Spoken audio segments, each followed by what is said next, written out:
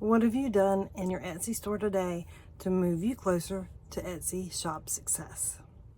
My name's Kim, and I'm on a journey here to get my Etsy store maybe 6 figures, maybe 7. Wouldn't that be awesome? And I'm hoping that you are going to follow along with me and do the same. Thank you to my new subscribers, and I hope that if you do like this video, you'll like it, you'll comment. I'm happy to reply to any videos, and that you will subscribe. So I am going to give you guys a rundown of my things that I'm going to be doing in my Etsy store that are going to help me move closer to success.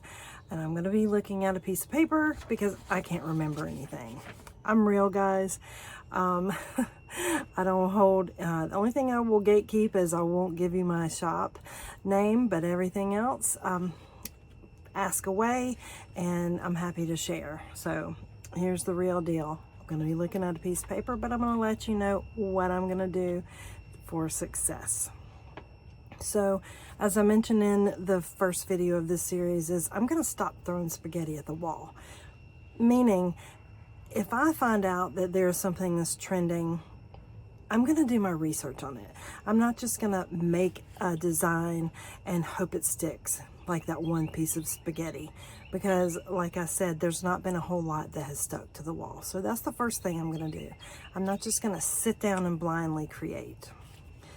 The next thing I'm going to do is I'm going through every single listing. I had almost 3,000 listings, way too many, and I'm going to optimize each of them. What do I mean by optimize? I'm going to make sure that I have good mock-ups, and I buy mock-ups all the time. I love all the companies that are out there that have great mock-ups. So if I can find one that fits maybe the season or fits the design, I'm going to use that. All of my listings are going to have that. Also, by optimizing each one, I'm going to go through and make sure that all of the SEO, the search engine optimization, is good.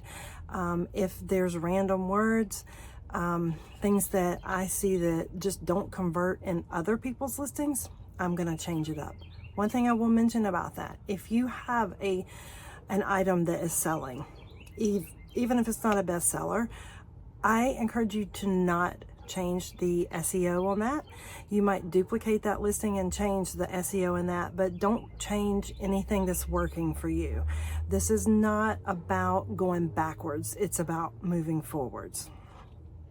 So then you want to, the way that you want to do this and the way that you want to check back through it is find your oldest designs and you want to go back through them. Quick recap, like I said or in the other video, is if it just hits me in my gut that, my gosh, why is this still in my shop? I don't design like that anymore. It's deactivated. Yes, I've lost 20 cents, but I certainly haven't lost a customer because a lot of those designs have been in there for 1.5 years and have never sold. Again, this is me. You have to do what's going to work for you in your Etsy store. And then let's see, I'm going to do new mock-ups. If there are designs that I think are doing well, maybe that they are getting views, but they're just not selling, I might rearrange the mock-ups that are the good ones in the listing. Maybe I'll search through and see if there's any new mock-ups that people have created. Mock-ups meaning just a blank shirt, and then I can put my design on it. So I'm gonna update that and keep that fresh. Make sure you fill out everything. Use every bit of space that you can in your titles, in your tags, in your descriptions. I use ChatGPT for my descriptions. I tell ChatGPT what my keywords are, and I say, hey, make an Etsy listing description for a Gildan 1800 sweatshirt using these keywords, and that's how I do it. If you'd like a video on that, I'm happy to do that for you too. Fill out all the sections, anything in the drop downs that you know, short sleeve, long sleeve, crew neck, what style. If it's for a particular holiday, put that on there. Don't just put a random holiday that you think it would work for, because people do search for Mother's Day, Christmas, and all that. So if you put Christmas just to get, people to look at it and it's a Mother's Day design or something, you don't want people clicking on your design if it's not what it's for. You want to make sure all the tags are filled out. And I did learn, and I will find out who I learned this from, and I will do a video on this as well, to really work on your tags. You don't need to repeat the same word over and over.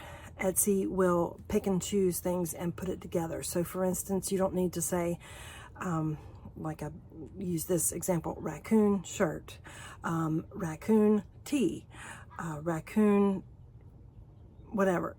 Raccoon once is fine.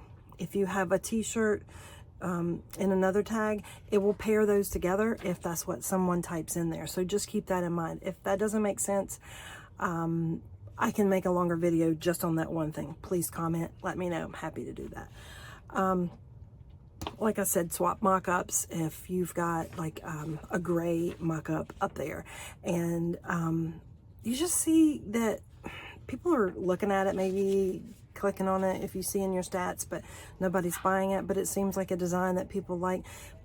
If you have it in sand or another color, you just want to swap it as your main thumbnail, and maybe that'll catch somebody's eye. Remember, people shop with their heart. they whatever they see. So maybe your customer likes the sand color instead of the gray color.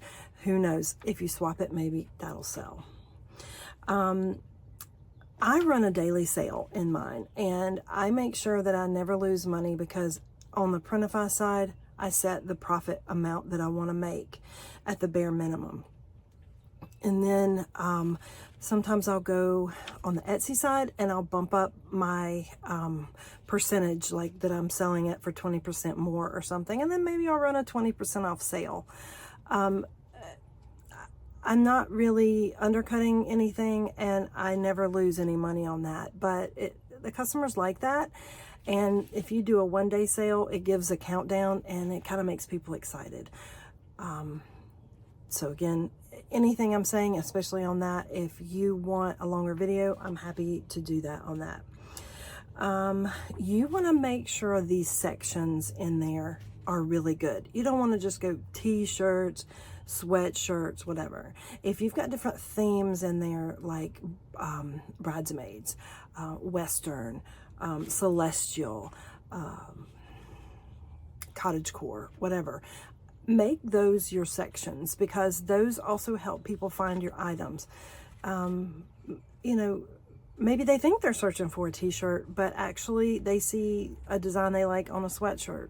Then, you know, you don't want to limit people to what they are shopping for by making your sections just say that. So when I say sections, it's the one on the far left of the Etsy where people can do the drop downs and they can see what you have within that. So just make those be searchable as well. Your description, again, I mentioned that I use ChatGPT because I am a decent writer, but I just talk to it like I talk to a person.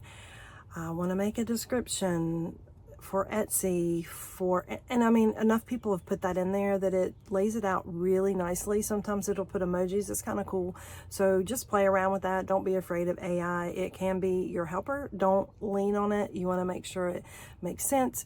You want to make sure that the spelling is correct, all that kind of stuff. Do still use your brain, but if you have trouble writing a good description with keywords, just tell ChatGPT what you want. It helps you, I promise. Another thing that helps me is I do the bulk editing on the Etsy side sometimes. If I, let's say I list 10 sweatshirts in a certain type of theme, say cottagecore, something like that. I like to do a lot of, you know, animals and things like that. I'll go to the bulk edit and I will adjust my tags that way sometimes. Or if I need to copy some tags of my own, you can go to the bulk edit and copy those, and then you can plug them in. Sometimes it's kind of hard to, if you haven't written down your tags, to remember what you put. So that's a good way. Here again, if you want a more in-depth description of what I'm talking about, drop me a comment. Happy to make a video on that. And oh, this one here, this is the last thing that I had written down, and there's probably a lot more, and I will make more videos as I go. But make sure the mock-up style matches your design. You don't want a mock-up that's maybe got some kind of wild, busy background. If you've got maybe like something that's in pastel on your shirt, really make it cohesive, really pay attention, see what it looks like. There's nothing wrong with having different kinds of mock-ups, but you want to make sure the mock-up matches the design that you have on the item. To me, it's super important. I shop with my heart and my mind, and I go with my gut. And if I am looking for an item to purchase, and I scroll right past those ones that seem really busy. So if it's a 4th of July design, by all means, find a mock-up that has a 4th of July background, or maybe just something low-key but that stands out. That way, you know, yours will stand out. You want yours to stand out, but you don't want it to stand out so much that people look at what's going on in the background rather than your design. So that's a lot that I threw out there, but those are some of the things I'm implementing as I go through my shop. Not only am I, like I had mentioned in the first video of the series, going to Printify, going through every single listing and deleting things on that side, because it will take things out of Etsy. Do not only delete things from Etsy and not delete it from Printify. You can do it vice versa, because Printify will take them out of Etsy. But if you take them out of Etsy, they're still in Printify, and if for whatever reason you hit republish on a bunch of things, you're going to accidentally republish a design you didn't want. So please make sure that whatever you take out of Etsy, you take out of the Printify side, or Printful, or whatever print on demand company you use. But it's just super important to do that. Make things clean, because I'm speaking from experience. I have republished things 3 times sometimes, and it makes me so mad. Like if I'm going in to change pricing, Printify has a lot of really cool filters. Like you can filter out things that are not published, things that I can't remember off the top of my head, but anyways, so use those filters. Really pay attention to what you're doing. Don't just rush through. This is your business. This is hopefully your livelihood, or will be your livelihood. Treat it like that. Pay attention, slow down. Trust me. I am only speaking from experience, because I've made all the mistakes. I truly have made all of the mistakes. I am not a top seller. I do feel like my designs are good, but I am working to make them better. And I want to teach people what I know, and I want to be taught by people who know maybe a little more than me. So learn from my mistakes. I'm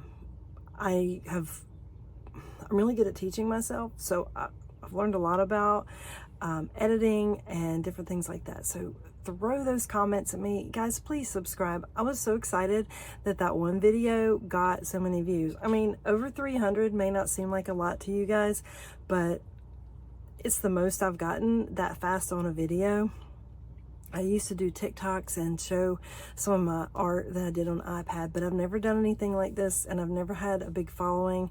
So this means the world to me. I would love to just keep giving you guys new content, give you guys real truth, tell you guys if I've made a sale, or just if any of this is working. And I'll let you know if it's not working, and I'm still going to keep changing it up. So please follow with me. Let me know what you think, and I hope you guys are successful. Have a good day.